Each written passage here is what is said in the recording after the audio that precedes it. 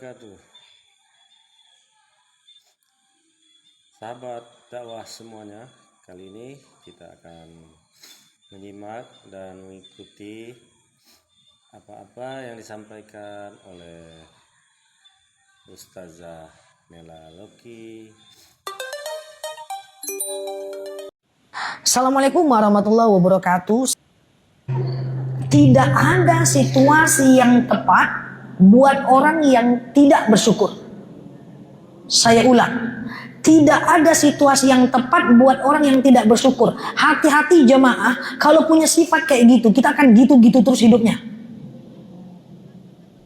Bu, kenapa ada orang sama-sama jual lontong tapi satu laku satu enggak? Bisa jadi chipnya, kesyukurannya beda, Bu. Kenapa ada orang bisa jual sama-sama jual cabai, beda rezekinya, chipnya, Bu, softwarenya. Harusnya nggak kayak gitu. Harusnya gimana jualan sekarang, Bu? Alhamdulillah 20.000, untung nggak rugi aja, Bu. Besok gimana, Bu? Alhamdulillah 100.000, Bu, habis. Tapi semoga besok lebih banyak lagi yang datang. Nggak apa-apa lah, habis. Bisa istirahat saya. Besoknya lagi, rupanya sedikit untungnya, sisanya banyak. Bu, untung cuma 20.000, tapi nggak apa-apa, kemarin kan udah banyak. Gitu, Bu. Paham kok enggak? Nggak mau usahanya. Jualan kayak gitu, kalau nggak kayak gitu nggak bisa. Masa mau di atas terus jualan? Susah lah. Al iman ya yazid wa yanqus, rezeki juga yazid wa yanqus. Hari ini turun, yang penting kita nggak rugi. Bulan depan naik, alhamdulillah. Bulan depan turun lagi, nggak apa-apa, kan kemarin udah naik, gitu. Makanya orang jualan barang yang sama, kenapa beda rezekinya? Karena beda softwarenya. Yang satu ada virusnya sedikit, nggak ada antivirusnya. Yang satu bebas virus, kan beda. Karena yang namanya rezeki, baik dia karyawan maupun siapapun, itu jalur langit, Bu. Rezeki itu bukan kita yang tentukan. Rezeki itu datangnya dari Allah dan keberkahannya Allah yang atur. Dan tingkat keberkahan rezeki itu ada pada tingkat kepuasan kita dengan apa yang kita dapat. Jadi rezeki kalau disyukuri itu wajib hukumnya.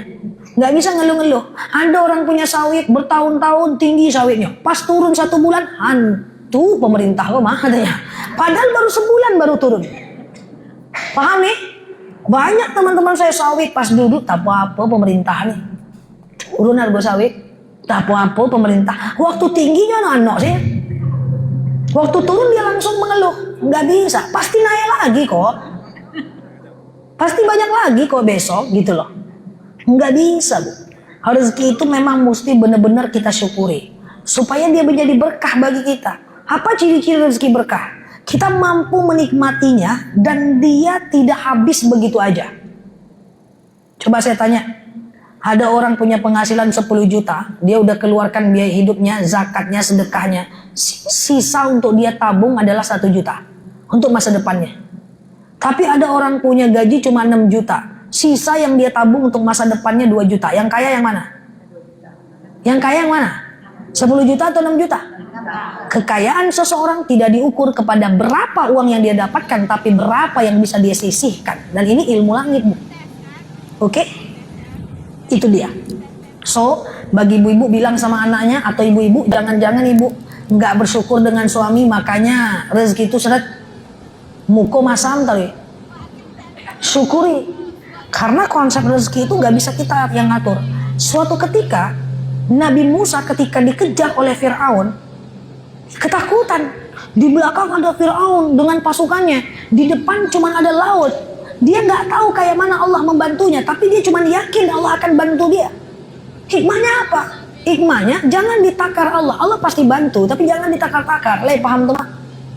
Masih ingat ketika Nabi Ismail digendong oleh Siti Hajar mencari rezeki, mencari air, sofa marwah, sofa marwah, sofa marwah, sofa marwah, dicari terus airnya. Tapi tahu-tahu airnya turunnya di mana? Di depan Ka'bah. Loh, larinya di Bukit Sofa Marwah, rezekinya di depan Ka'bah, nggak nyambung. Jadi kerja tuh ya kerja aja. Bisa jadi rezeki bukan dari tempat yang kita sedang kerja. Bisa jadi rezeki bukan dari jualan lontong tadi, tapi suami dapat bonus. Bisa jadi rezeki bukan dari buka kedai tadi, tapi anak tahu-tahu naik jabatan. Bisa jadi rezeki bukan dari tempat yang ini, tahu-tahu ada teman ngasih kita hadiah. Jadi kerja tuh kerja aja. Rezeki itu kadang-kadang bukan dari tempat yang sedang kita usahakan. Clear? Syukuri apa yang kita dapatkan sehingga kita itu bagus, menjadi lebih oke gitu loh ya. Syukur baru Allah tambahkan nikmat. Masih ingat pengajian saya Salwa? Saya udah pernah sampaikan di HCI, iko aja orangnya ya. Nih, ciri-ciri syukur adalah, masih ingat? Saya coba ulang lagi. Kita bisa menikmati apa yang kita punya. Suka kita. Ingat, kalau punya sesuatu nikmati aja. Ini enggak, baru punya sesuatu buru-buru posting untuk validasi, verifikasi. Tahan dulu lah. Punya jilbab baru posting, alhamdulillah, masya Allah, tabarakallah, jilbabku anti badai. Tahanlah. Ini ketika ada anaknya naik jabatan, baru dapat bonus sedikit, baru punya barang baru sedikit, udah posting, itu dia mengharapkan validasi, dia kuat di depan, lemah akarnya, pohonnya tumbang. Tunda dulu. Kita jangan beli sesuatu agar dilihat orang, tapi untuk kebahagiaan diri kita. Yang penting hak orang udah kita keluarkan. Udah. Ini baru beli jam baru, berfoto udah kayak gini. Boleh kita berfoto, tapi jangan mengharapkan validasi. Ini kok ketawa semua nih, bingung juga saya.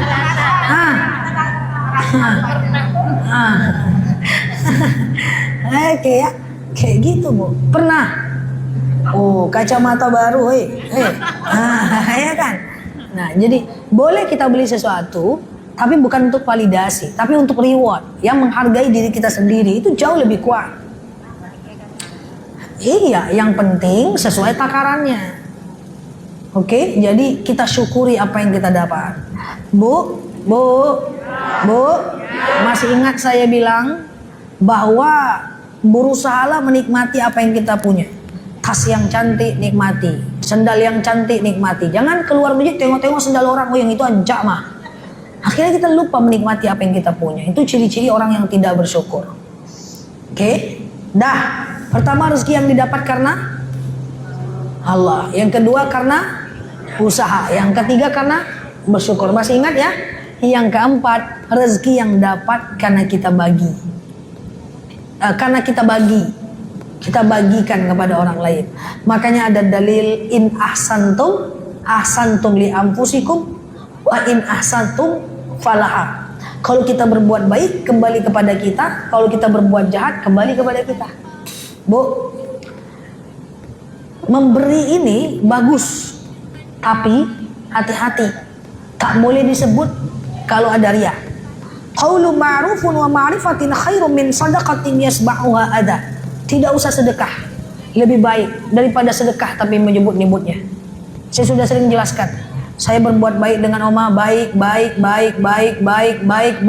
Satu ketika saya minta tolong sama omanya, aja, nggak dibantunya saya. Apa kata saya? Oma tuh Bu, apa yang dia mau udah saya kasih, apa yang diminta tolong saya tolong. Sekarang ya, saya minta bantu entah kemana dia. Detik itu juga hilang pahala saya, habis. Jadi sedekah harus benar-benar clear. Ada yang nanya, Ustazah, apa hukumnya posting sedekah lalu diupload? Nah, tunggu dulu. Kita tidak boleh menghakimi orang. Tergantung niat dia. Jika niat dia adalah mengajak orang melakukan hal yang sama, maka dia dapat pahala jariah. Tapi ketika tujuan dia adalah untuk dipuji orang, dibilang dermawan, dia tak dapat pahala dan dia tetap dapat dosa, tapi uangnya tetap keluar. Semua gitu, bukan cuma sedekah. Saya ini ceramah. Apakah saya dapat pahala dengan ceramah saya? Belum tentu. Jika ceramah kami, para ustadz-ustadz ini, tujuannya benar-benar mencerdaskan orang lain, tujuannya benar-benar ingin merubah, bermanfaat, mempengaruhi orang lain, kami dapat pahala besar. Tapi ketika tujuan kami, saya dakwah hanya sekedar ingin dianggap pinter, hanya sekedar ingin dianggap hebat, maka saya tidak dapatkan apa-apa. Yang ada cuma capek, tenaga hilang, dosa dapat. Sama Bu. Sama. Apakah ketika ibu datang ke majelis taklim dapat pahala? Tergantung. Jika datangnya setelah majelis taklim ternyata jalan-jalan, lagi jalan-jalan nih, datang yuk, tak dapat pahala. Atau posting-posting ingin dianggap bagus, ingin dianggap rajin, nggak dapat pahala. Tapi ketika datangnya niat karena Allah, dapat pahala. Semua gitu bu, nggak cuma sedekah bu. Oke. Nah jadi rezeki didapat karena kita bagi. Yuk kita lanjutkan. Buka 4 pintu rezeki tadi ya. Datang dari Allah, datang karena kita kerja, datang karena kita syukuri, datang karena kita bagi. Buka 4-4-nya. Jangan tutup sama sekali. Semuanya harus ada di tangan kita. Mantap? Mantap. Nah, yuk bagaimana cara biar rezeki kita lancar? Pertama, jangan lupa sedekah subuh, Mak. Sedekah subuh itu jalur langit. Walaupun cuma 1000, di wajah 1000 nampaknya semuanya. Tadi pagi ada yang lucu. Rupanya sedekah subuh ini belum tersyiarkan dengan baik di Indonesia. Terlalu banyak orang yang nggak mengerti tentang sedekah subuh. Makanya di live saya siang malam masih sedekah subuh terus yang dibahas. Karena orang banyak belum paham rupanya. Sedekah subuh itu sedekah yang dikumpulkan dari azan subuh sampai habis waktu subuh. Kumpulkan di rumah. Saya sesuaikan angkanya dengan wajah ibu. 1000. Misalnya 1000 nih. 1000. Di waktu subuh. Saking tidak masyhurnya, tidak terkenalnya sedekah subuh. Tadi pagi di live ada yang bilang, saya sedekah subuh Ustazah, suami saya anggap itu pesugihan. Dibuangnya uangnya sungai, kan? Dia anggap pesugihan gitu. Nah, padahal sedekah subuh itu apa fadilahnya? Malaikat turun ke permukaan bumi, mendoakan orang yang bersedekah di waktu subuh, agar dilapangkan rezekinya dan ditenangkan hatinya. Sedekah subuh itu apa maknanya? Sebelum kita kasih makan perut kita kasih makan orang dulu, itu maksudnya. Jadi kumpulkan di rumah dulu 2000. Sekali-kali boleh serahkan kepada yang berhak menerimanya. Takdir makan kawan, kasih makan teman, masak ikan lele kasih ke tetangga, buat sarapan kasih ke tetangga, iya kan? Atau kasih ke anak, cucu, semua. Mantap. Oke, sikit lagi. Yang kedua, jangan lupa sholat duha walaupun cuma 2 rakaat. Oke. Yang ketiga, jangan lupa sholawat, pembuka pintu rezeki. Kemudian yang keempat, jangan lupa kita banyak berdoa di sepertiga malam terakhir. Jadi malam itu kan dibagi 3. Sepertiga malam pertama jam habis isya sampai jam 11 malam. Sepertiga malam kedua jam 11 malam sampai jam 2 malam. Sepertiga malam ketiga jam 2 malam sampai azan subuh. Waktu yang paling afdol untuk melakukan sholat malam dan doanya mustajab adalah sepertiga malam ketiga jam 2 malam sampai azan subuh. Dekat-dekat azan subuh boleh. Misalnya azan subuh 4:30, kita baru tahajudnya jam 4. Tahajud 2 rakaat, witir 1 rakaat, doa itu sangat mustajab ya, supaya Allah lapangkan rezeki kita. Oke? Nah, itu dari saya, sampaikan kajian ini kepada anak cucunya. Ada yang bisa doa jemaah?